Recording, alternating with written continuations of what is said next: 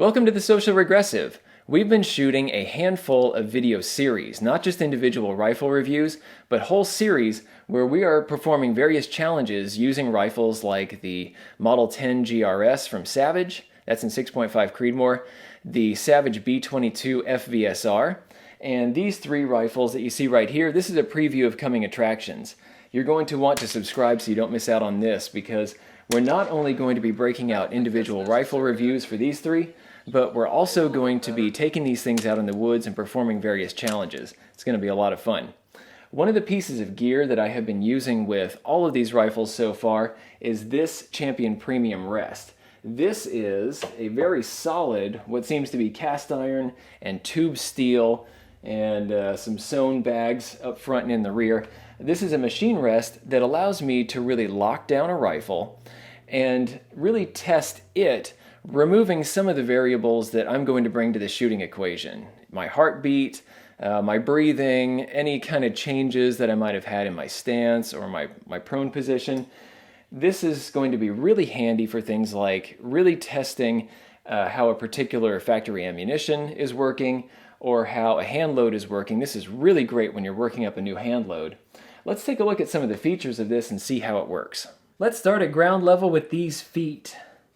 These are adjustable. It's basically a bolt that runs straight through there. And at the bottom, you have this kind of soft, rubbery plastic stuff that grips really well to whatever bench or other surface that you're on. If you're on the ground, however, you can pull these feet off, and the bolt is actually a spike at the bottom, so you can just jam this straight into the ground. Now all of these, we have one on each side, and then we have one at the back. So you can level this from front to back and left to right. Moving on back from here, this is the tray that you put your lead shot on. You could use sandbags or something like that, something heavy, but lead is going to work out best. 25 pounds of lead fits into a really small bag. It's really compact, and it's going to weight this thing down really well. Back here, this is the kind of rear bag section that the buttstock fits into. And it's pretty wide. It looks like it's going to fit pretty much any stock. The only thing that I could not fit in there was the AR-7, just because that one's a freak. It's a gigantic, thick stock because it has to be able to fit all that stuff in there. But it works really well. And now moving forward, let's take a look at the adjustments here. And this is where we start to get into some differences between the Champion Premium Rest and its main competition, which is probably going to be the Caldwell Lead Sled DFT or DFT2. This has two bars. These are some pretty thick tube steel running back through here, welded at the back. The whole thing is really, really solid. And okay, so you have these two that are spaced, a pretty decent distance apart. And this is how the front rest connects. So you have 4 different spots where you can adjust your length, so you can make this work for stocks of different lengths. And the DFT and the DFT2, the Caldwells, what they do is they have a couple of bars that run quite a bit higher up through here, and the front rest kind of floats on top of those.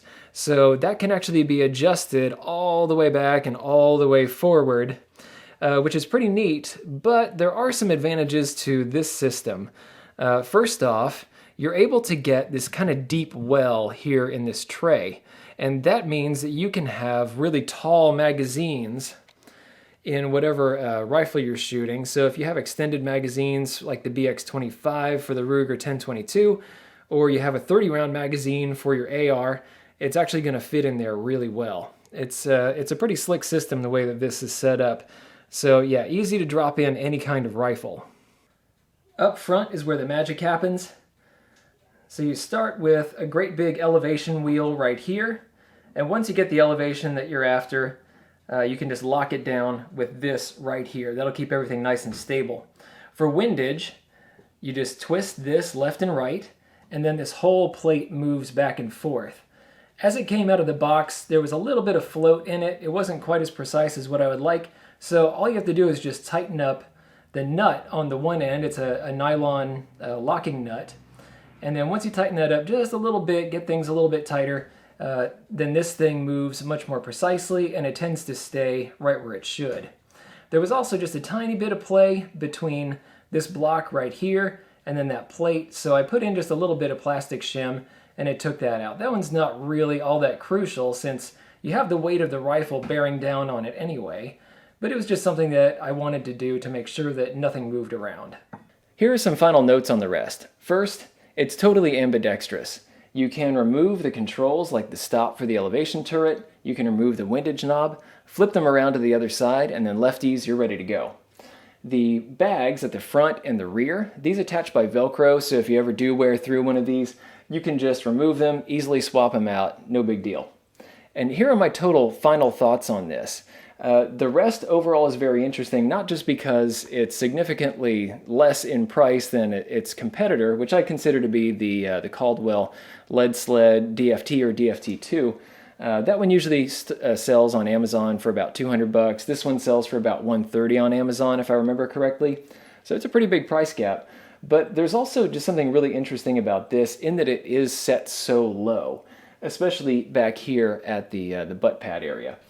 There are a lot of folks that say that you're actually going to get better accuracy if you just load your rifle up on a rest or a bipod, there's a front rest or a bipod, and you shoot in the prone position, since you and everything, it's just more stable than being on a machine rest on a bench. And the neat thing about this is that you really don't have to choose.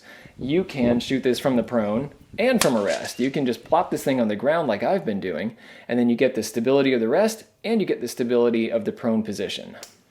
Thanks for watching. If you liked this video, be sure to like, share, and most importantly, subscribe. Even if you didn't like this particular content, go ahead and subscribe. There's probably something coming that's more up your alley.